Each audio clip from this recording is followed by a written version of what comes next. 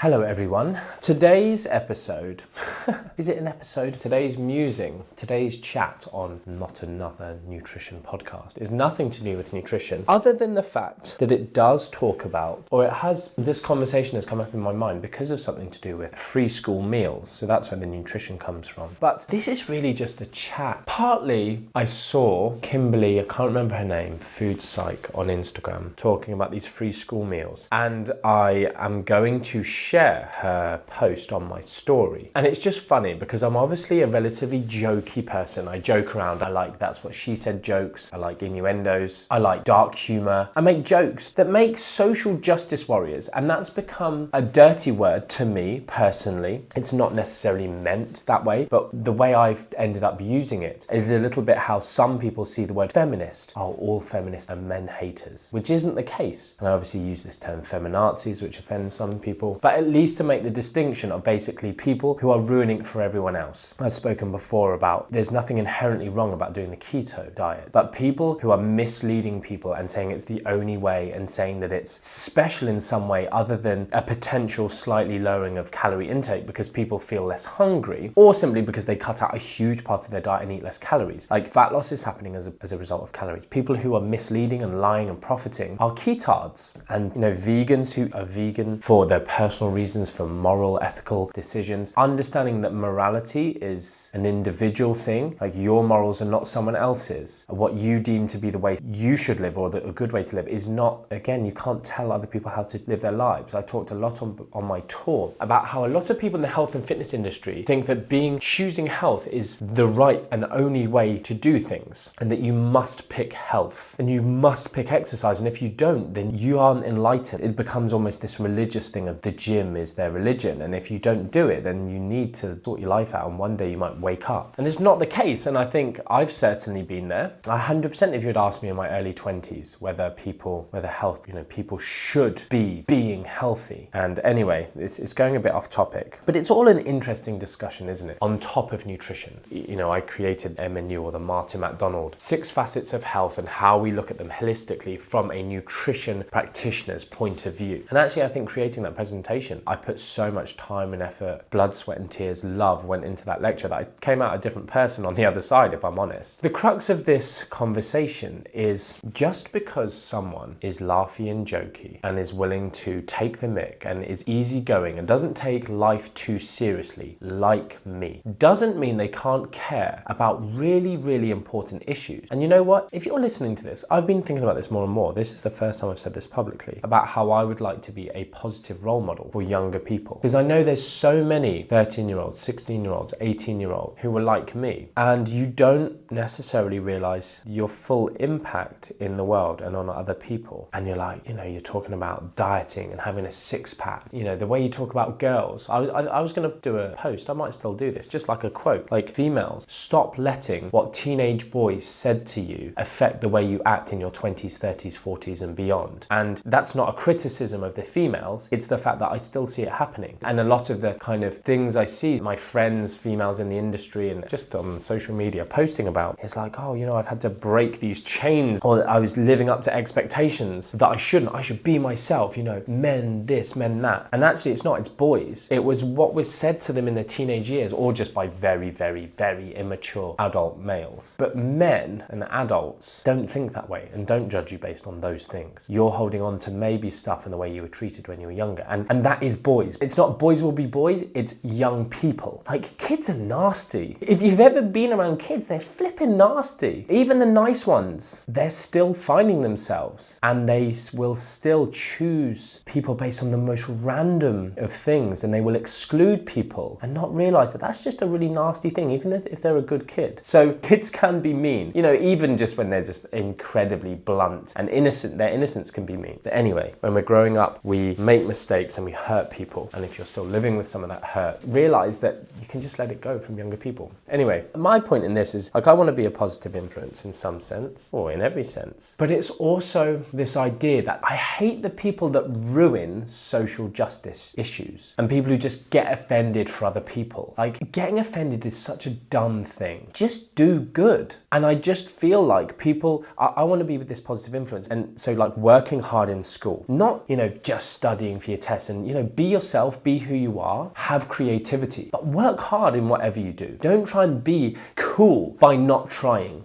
As kids, this happens. There's the fear of failure, and therefore children will try less, because if they try and fail, then it's more of a failure than not trying. Or there's this alternative of the harder I try, the better I will do. And that comes from your upbringing, through life experiences. But I want to be a positive influence of people can look at me and go, you're arrogant because I'm confident, because I'm deemed as successful externally. Whether or not I believe myself to be or not is another, no one gives a crap. They just look at me and go, you must be arrogant because you have got XYZ, or you've done XYZ, or full of yourself, you think you're great. I currently have so much else I would like to achieve in the world. I'm far from feeling successful like I can stop. Why do you think I'm doing this stuff? If people want to make loads of money, I've made more money than I ever need to, right? Cool. I don't feel successful because of that. I don't spend any of it really. People look and you've got this amazing supercar. Oh, you've made it. Oh, you must be arrogant. You must think you're great. No, I've always loved cars, and I could have bought, honestly, 10 of them. But people saying that, it will make them feel uncomfortable. It makes me feel slightly uncomfortable saying it. I also could have bought brand new cars, but I don't. I buy good deals. I'm thrifty. But anyway, people look at me, drives a fast car, likes to work out, is confident, is full of himself. Again, oh, you love yourself. Wouldn't it be great if everyone loved themselves enough to be happy and not worry about what other people think? I don't think I'm better than anyone just because my car goes faster. My car looks cooler to me. It's a personal opinion. Beauty is in the eye of the beholder. But wouldn't it be cool if cool guys and girls could also care about social justice issues and the bigger issues, and it not be, and I don't know if this is the right word, but I think it is, it'll at least make sense, but like a juxtaposition of two things that can't exist kind of in the same place. That's like a juxtaposition, a dichotomy. Someone who's super clever and good at English will know how a dichotomy and a juxtaposition are different. I think maybe a juxtaposition is like physical things. Anyway, I don't know. It's not an area that I'm very knowledgeable on. There you go. Not another nutrition podcast. We're doing a bit of grammar lessons. I'll clarify those things for you maybe, or you can go look them up if you so wish. But the fact that someone who likes cool cars and someone who is confident and works out and enjoys building my body and getting lean, for me, not for anyone else, but people will see that and judge it. I should do this one.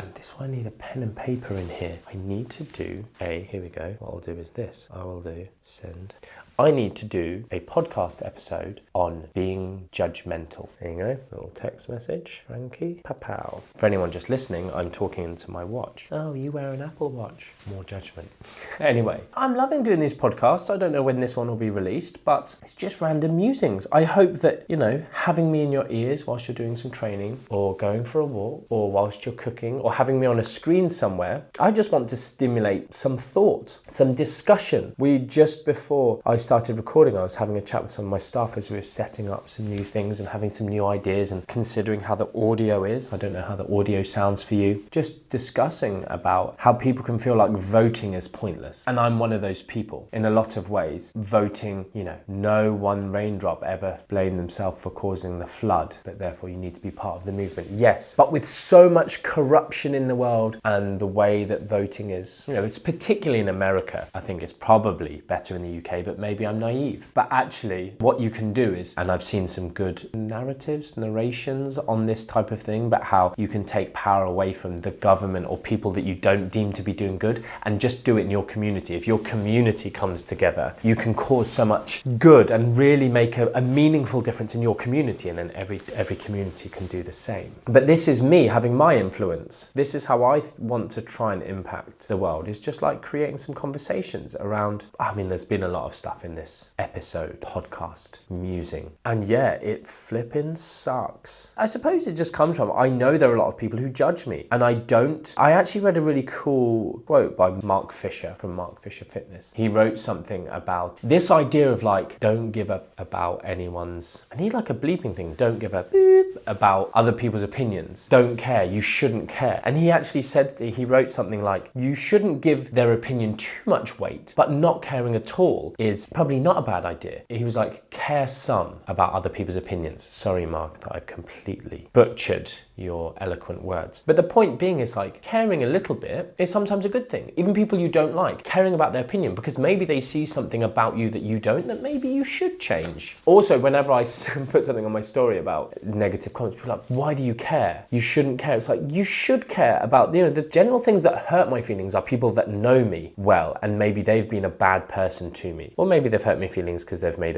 a good judgment about me. As an employer, I'm always trying to learn from people's opinions. I've employed some really rubbishy people with rubbishy opinions. And maybe because of stuff going on in their life, they were a pretty crap person to me when they were here. But other times, there are people who haven't enjoyed it Mac Nutrition, and we've made changes as a result. And it's been fantastic because, even though it hurts when you find these things out, you change. So caring about other people's opinions, I find I get all of these people judging me, making nasty comments. Like, I go into my DMs every so often. I don't respond to them. And sometimes I do if I think they're reasonable and it'd be interesting to give an opinion back, or I'm just in one of those moods. But often it's just like these hurtful comments. I'm like, whatever. You kind of have to be that way on social media. I try and teach a lot of our mentees that, you won't please everyone. And that's a good thing if you don't, because if you try to please everyone, you'll please no one. So anyway, I'm going to end this musing there. This has gone on a lot longer than I kind of expected. But for anyone who wants to send this to a young person, you can be cool and still care. Don't be turned off social justice issues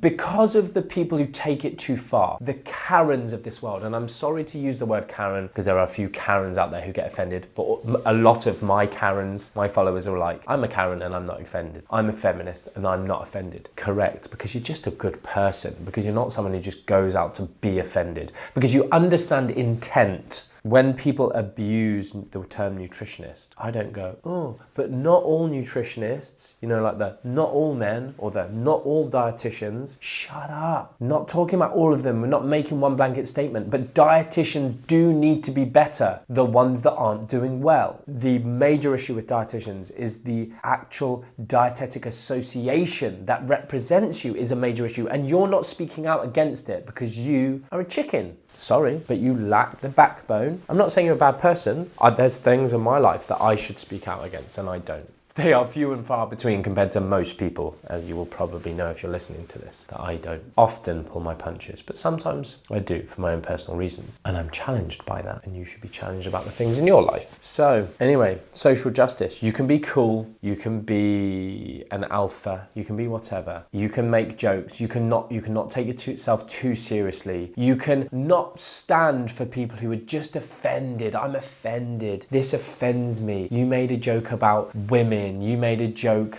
about, any of these things that are now like, it's just not PC to make any joke. But yet people spend their time being offended by them. I made a joke about I'm not a peasant because of something silly, and in the office to my staff. And it's the kind of thing I'd probably, in fact, on my tour, I am very me. So I do make jokes about being a peasant. Like I make a joke like, who here's got an Apple Watch? And like get everyone to put their hands, and I'm like, who just show it to the poor person next to you. Like, it's a joke, and everyone finds it funny. But people get offended by that. Why aren't they getting offended about something important? Like, be offended about the way the world is treating X, Y, Z. But they just want to be offended on the internet and do no good. It's like, just go use your passion, which you clearly maybe have, or you're just annoying. Like, some people are just there to have fights, aren't they? Go and use that arguing to actually change something meaningful in the world. Start a podcast and talk about important issues and make it interesting so people bother listening to you. Cool. I feel like that's everything I want to say. I mean, I feel like there's loads more I want to say, but I'm just now rambling because I like to talk. But yeah, these politicians who have voted to give themselves pay rises. But yeah, this is just something I want. Yeah, I'm just going to talk about this. Politicians who vote to give themselves pay rises whilst people in the NHS, people working on the front lines, particularly I suppose nurses are the ones that often come up in conversation, are being underpaid, and even votes against raising their wages. But MPs are giving themselves pay rises and are also voting against meals for children who very often a school meal is the only chance they will get anything nutritious. And again, that vote coming at the time of coronavirus, the pandemic, where we are seeing so clearly how much of a disparity there are between the rich and the poor. It's horrific. It's absolutely horrific. And I care about those things. There you go. That's how I'm going to finish this up. I care about those things and I do stuff for those things. And I don't talk massively about those things, but anyone who follows me will just see the little things that I care about. And I don't talk about super openly, but I try to give airtime to, because very often lots of these charities, what they need, sometimes more than a small donation, is just awareness. Rather than giving £10, if you did a post on your social media to raise awareness, it would let people know. That's where I've heard about some of the charities that I now really care about and donate to have come from, is through someone else just raising my awareness of them and me realizing, geez, blood cancer, DKMS, who we have committed to supporting year on year. The key factor there is just getting more people not even willing to save someone else's life, but they just need a swab to know if you could help by donating some stem cells. And it's a super easy process even. People talk about, oh, it'd be amazing if we had a cure for cancer. We kind of do in this one small instance. Yeah, so this episode is sponsored by DKMS, blood cancer charity. Go and get a swab. They'll just post it to you. You do the swab, and then all they will know is if someone is able to be cured, if they think it's a genetic match, which is a very few and far between, which is why it just is a numbers game. Get as many people swabbed in the UK as possible. And you literally can save someone's life. I talk about self-esteem, self-worth, all these kind of things. Like, imagine the difference you could make in the world by just doing that. Right? I don't know. This is being recorded before the times of me ever actually posting stuff massively publicly. So I don't know how you're going to interact with me. But if you did enjoy this or want to talk about it, go and find me somewhere. Like if you're listening to this on the likes of iTunes or Spotify, you can't really talk to me. I imagine you'd be able to leave a review, but probably even not by episode. But if you did think this was good and you want more people to hear about it, do something good, i.e. leave a review and a rating, and more people are likely to hear this. But then hop on to my Instagram or my YouTube and anywhere else that I'm going to post these things, Facebook, and leave a comment. Encourage people, share it. But also tell me, I'd really love to know if this challenged you. I'd really love to know if what it made you think or what you think about it.